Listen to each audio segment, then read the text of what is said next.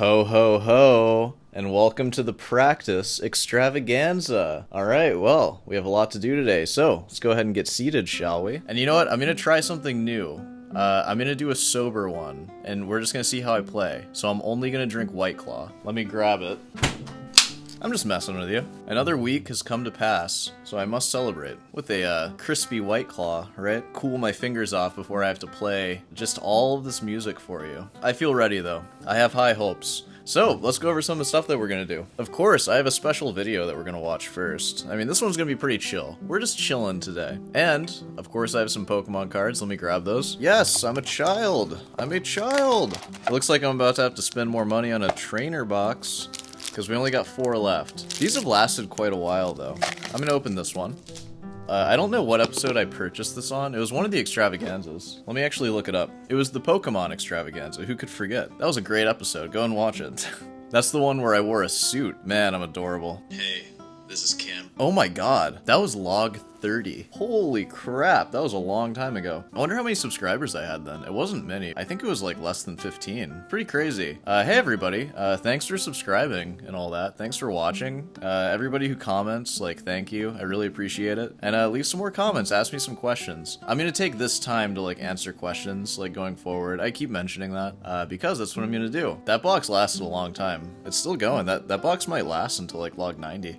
Man, log 90, that's crazy. Man, if you've been sticking around through this, we're really on a journey. We're on a Xander-esque journey. It's pretty great. It's fun to look back on that. And it is kind of the end of the year, too. This is like the end of the year log. Man, well, thanks for joining me on this guitar adventure. And it's not even close to over. It's over when I'm dead. Oh, man. You know what? I never did open this gotcha.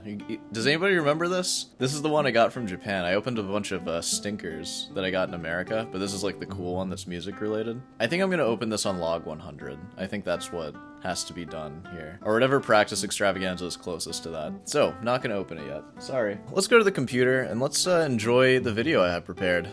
Come on. You know, if you haven't noticed, this is kind of a weird channel, and we're gonna get kind of weird this Christmas. So, I found this last night while trying to go to bed, and I saved it for this. The sound that transforms every cell in your body, the sound of God. I've been watching a lot of videos like this, because I keep getting recommended them, and it's like, how can you not click on that, right? So, let's just see what they have to say. Bees are very cool this way. So a hive of bees will thrum its wings in the key of C. That's where I stopped it when I was listening. I was like, what? So, okay, so a hive of bees will hum in the key of C. I'm curious what they mean by that. I assume they're not doing like cadences in C major, like they're playing 1-5-1s or something. Are they just like humming at the pitch C? Just like kind of hanging out there? Like it's perfectly in tune to C, like A440? Alright, I mean, that's pretty cool, right? That's all that is. And let me actually say, too, there's an entire science of how sound affects physical things. Yes, of course, like, sound is just like a pressure wave, right? So, like, if you put some, like, sand in front of sound that has enough of an amplitude, it's gonna move the sand into whatever the pressure wave looks like. That's all it is, though, right? Like, it's not gonna do anything, like, spooky, is it? Well, let's find out. And when you put somebody with PTSD, post-traumatic stress disorder, in the presence of a beehive, that's... I mean, you want to be careful. I don't want to make any jokes about this, but like, as long as their PTSD isn't related to beehives, it should be okay. That C retunes their cognitive dissonance of post-traumatic stress, and over the course of a few months, that PTSD can go away simply by being in the resonant frequency of the key of C from bees. So this is why I think like proper music education is important. Does it have to be bees? Why does it have to be bees? I can produce resonant frequencies in the key of C major with my guitar, and they're just pressure waves. A B's C is not any different than my C, so can I heal people in C, but not in D flat major? Don't play that one. That one will mess you up. Why does it have to be the key of C? Why can't it be E major or something? Like, even the B's are picking C major over all the other ones. It truly is the commoner's key, isn't it? What is it about C? Like, because this is all, like, made up, right? Like, this is nonsense. Like, people will hear that and be like, oh, well, of course it's C. Like, of course, that's, like, the healing one, right? Is that what they're going for? Picking C major? They didn't have to bring music theory into it. That's the only reason why I'm talking about it. C major, that is music theory. And when you say C major, you're implying some sort of, like, 1-5-1 cadence. It's not just a note. It's not just the tonal center C. That's why it's relevant here. That's why I'm talking about it. I have more to say, I'm sure. Theory suggests that the sound vibrations from these buzzing could be influencing the wax, guiding it into these optimal shapes. Foundation of this theory lies in cymatics. Woo! Did I just see a Mayan calendar there? Hold on. Oh! There it is.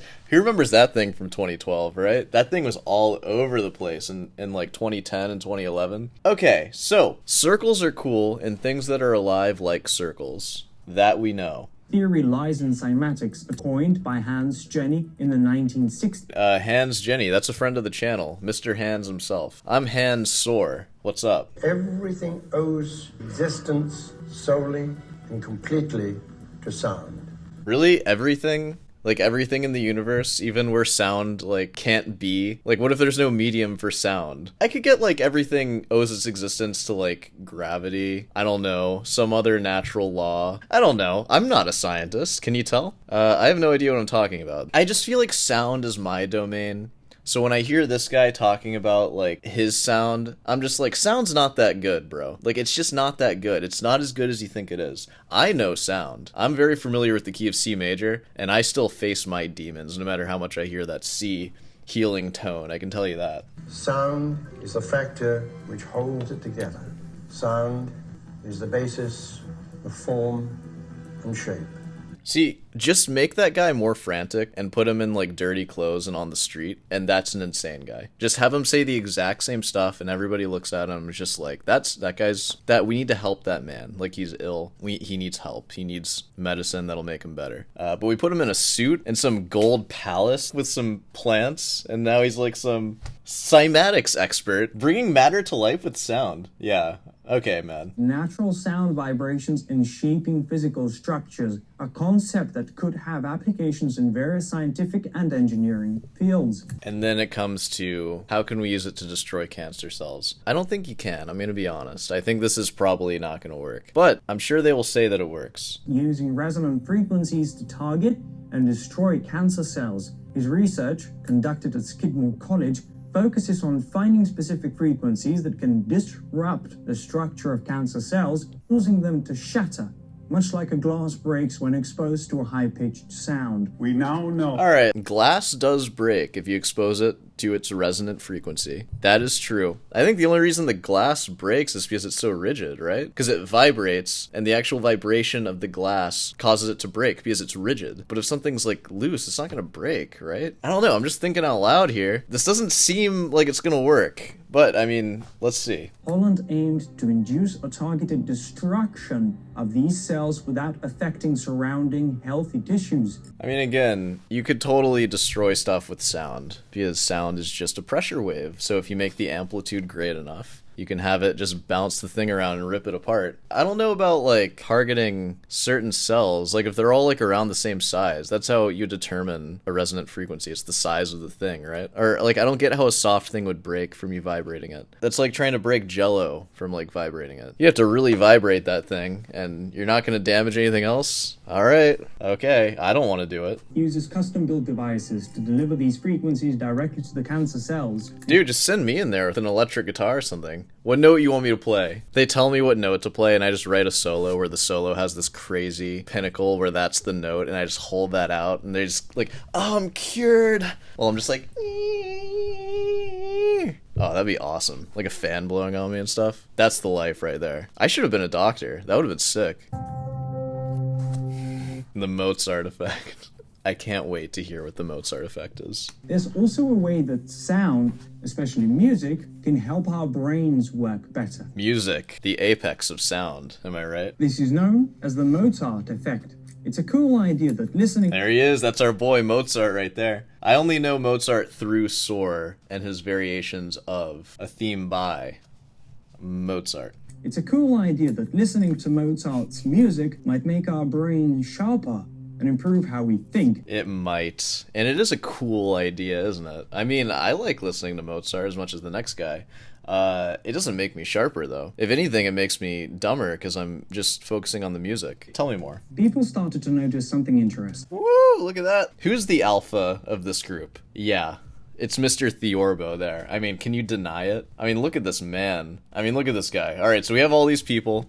Even the people that are standing. They're standing, but the Theorbo, the eye is drawn to the tip of the Theorbo. I mean, man, that thing is sick. How can you hold an instrument like this while being next to that? I mean, I would just feel so inadequate. Like, oh man, I couldn't do it. When they listened to Mozart's music, they seemed to do better at certain brainy tasks, like figuring out puzzles that needed good spatial thinking. What's special about Mozart's music is that it's pretty complex. It has a lot It's pretty complex. It's alright, let's be honest. of different tunes and rhythms all mixed together. This Yeah, so rhythmic, right? It is. It's got some pretty nice tunes and rhythms mixed in. Is Mozart really the smartest music you could think of? I mean, if you want to go for, like, counterpoint, I'm going Palestrina with the Polyphony. And then maybe Bach after that, if you like to get a little crazy. But, I mean, Mozart's kind of vanilla, if we're being honest here. I would never let my baby listen to Mozart. complexity might help wake up different parts of our brains,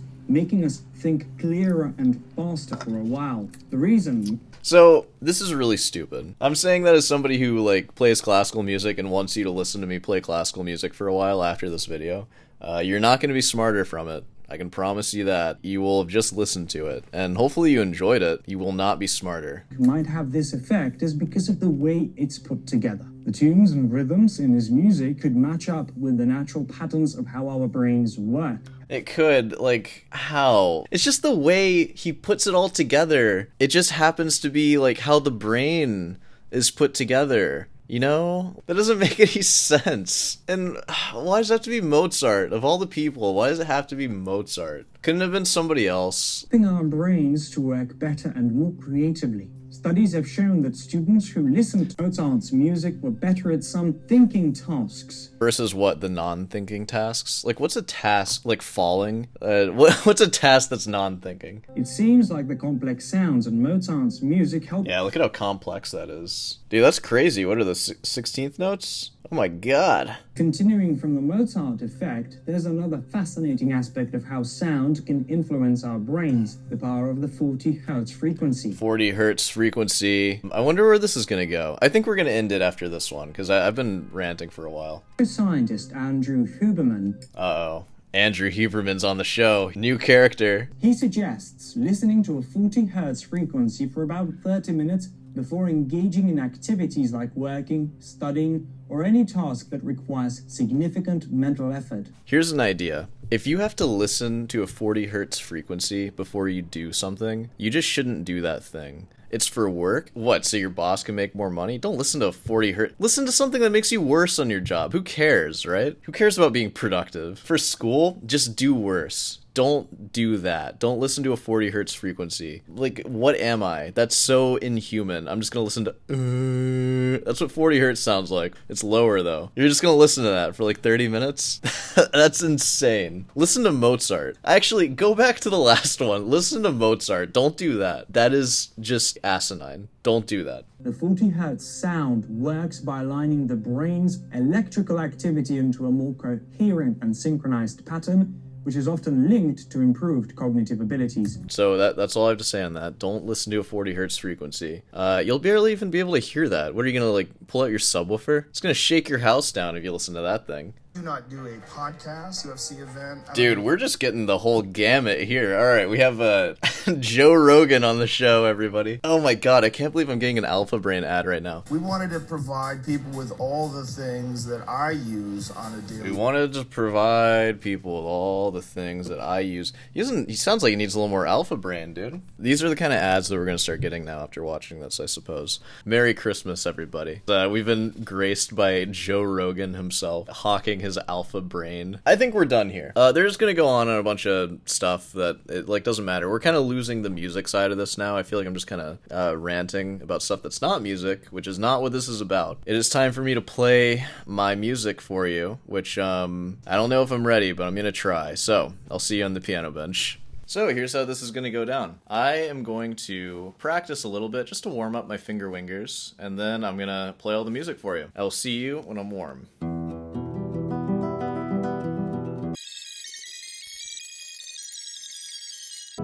Okay. Okay, I think I'm ready to meet my maker on this one. So, here we go.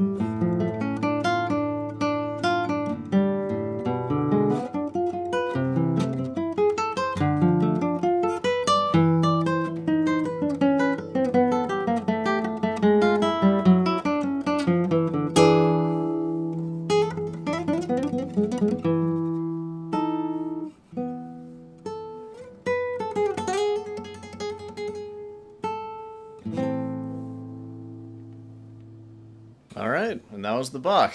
That felt okay. I got a little nervous through that. My hands got a little shaky. Maybe I'll try to re-record it, maybe not. But yeah, alright, I'm glad I got through that. I'm gonna re-record the Bach after I do the soar right now. Alright, I guess there's no time like the present. Sorry for the wait.